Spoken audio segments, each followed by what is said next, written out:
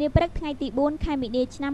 2013នៅសន្តាគារីខេត្តសៀមរាបមានបើកអង្គសិក្ខាសាលាថ្នាក់តំបន់ស្ដីពីការប្រើប្រាស់ជីវម៉ាសពីកាកសំណល់កសិកម្មឲ្យមានប្រសិទ្ធភាពនិងការផលិតធ្យូងអង្កាមដើម្បីផលិតថាមពលជីវៈនិងប្រើប្រាស់ទៅលើដំណាំកសិកម្មអង្គសិក្ខាសាលានេះទទួលបានការគាំទ្រពីធនាគារអភិវឌ្ឍន៍អាស៊ីគម្រោងអនុតំបន់ទន្លេមេគង្គដើម្បីអនុវត្តគម្រោងកសាងសមត្ថភាពនិងប្រើប្រាស់ជីវម៉ាសសម្រាប់ផលិតថាមពលនិងលើកកម្ពស់សន្តិសុខស្បៀងនៅក្នុងប្រទេសកម្ពុជាវៀតណាមនិងឡាវគម្រោងនេះបានអនុវត្តចាប់ពីឆ្នាំ2012និងត្រូវបញ្ចប់នៅខែមិថុនាឆ្នាំ2014ក្នុងទិសដៅរបស់គម្រោងទៅលើការលើកកម្ពស់ការប្រើប្រាស់ឲ្យមានប្រសិទ្ធភាពនៅកាកសំណល់ពីផលិតផលកសិកម្មដើម្បីផលិតជាជីវៈថាមពលក្នុងការប្រើប្រាស់ចម្អិនម្ហូបអាហារបំភ្លឺនិងបំប្លែងប្រើប្រាស់បង្កើនទិន្នផលកសិកម្មជួយកែលម្អនិងធានាបានការថែរក្សានិងកាត់បន្ថយការបំពុលបរិស្ថានអង្គសិក្ខាសាលានេះបានប្រព្រឹត្តទៅក្រោមវត្តមានរបស់ឯកឧត្តមបណ្ឌិតច័ន្ទសរុនតំណាងក្រសួងកសិកម្មរុក្ខាប្រមាញ់នេសាទដែលមានអស់លោកស្រីជាមន្ត្រីគម្រោងបច្ចេកទេសមកពី3ប្រទេសកម្ពុជា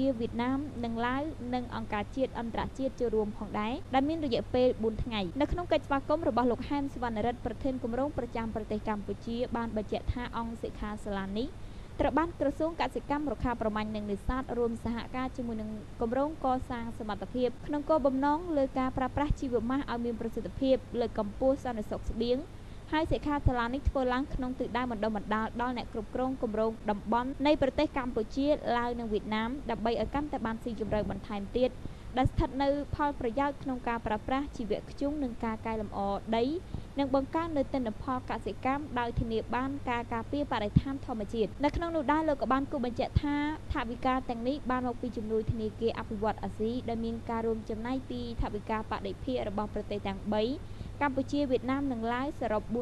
លានសហរដ្ឋអាមេរិកដែលមានរយៈពេលអនុវត្តពីឆ្នាំ2012ដល់ឆ្នាំ2014ខាងមុខនេះមានប្រសាសន៍បើកអង្គសិក្ខាសាលានោះដែរលោកបណ្ឌិតច័ន្ទសរុនក៏បានបញ្ជាក់ថាអង្គសិក្ខាសាលាថ្នាក់តំបន់នេះដែលបានលើកឡើងពីប្រធានបទស្ដីពីការប្រើប្រាស់ឲ្យមានប្រសិទ្ធភាពជីវម៉ាសសម្រាប់ការផលិតធ្យូងអង្កាមយកទៅប្រើប្រាស់លើដំណាំកសិកម្មគឺមានសារៈប្រយោជន៍ដ៏សំខាន់ក្នុងស្ថានភាពបណ្ដាប្រទេសមានការអភិវឌ្ឍន៍និងបានកំពុងទទួលរងគ្រោះពីបម្រែបម្រួលអាកាសធាតុនិងបរិស្ថានលោកបណ្ឌិតក្នុងនាមជាសមាជិកនៃប្រទេសទាំងអស់នៅលើពិភពលោកក៏បានធ្វើការក្រើនរំលឹកឲ្យមានស្មារតីត្រូវចូលរួមសហការគ្នាថែរក្សានិងមានការសន្សំសំចៃកែច្នៃប្រឌិតនៅគ្រប់បច្ចេកទេសទៅលើការប្រើប្រាស់អស់លទ្ធភាពនៃកាកសំណល់កសិកម្មដែលបានមកពីការកែច្នៃផលិតផលកសិកម្មរួមមានអង្កាមស្នូលពោតសម្បកសណ្ដែកនិងកំទេចកំទីឈើដើម្បីយកទៅផលិតជាថាមពលសម្រាប់ប្រើប្រាស់ចម្អិនម្ហូបអាហារនិងបំភ្លឺនៅតាមគេហដ្ឋាននិងប្រើប្រាស់តាមសហគ្រាសរោងចក្រកែច្នៃអង្គរជាដើម